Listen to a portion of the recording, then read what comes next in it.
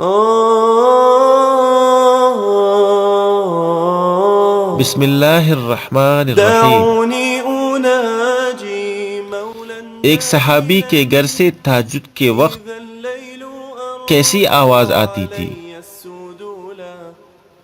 حضرت عمر رضی اللہ تعالیٰ عنہ مسجد میں آتے تو سنتے کہ کوئی کہہ رہا ہے کہ خدایا تو نے پکارا میں نے مان لیا، تو نے حکم دیا میں بجا لایا، یہ سحری کا وقت ہے پس تو مجھے بخش دے۔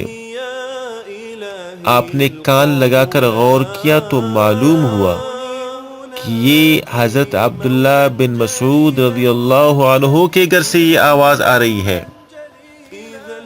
آپ رضی اللہ تعالیٰ عنہ نے ان سے پوچھا تو انہوں نے کہا یہی وہ وقت ہے جس کے لیے حضرت یعقوب علیہ السلام نے اپنے بیٹوں سے کہا تھا کہ میں تمہارے لیے تھوڑی دیر بعد استغفار کروں گا۔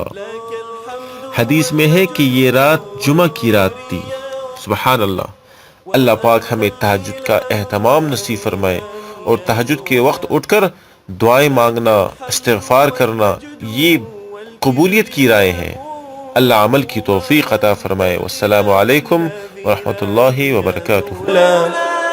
وأنت الإله الذي لم يزل حميدا كريما عظيما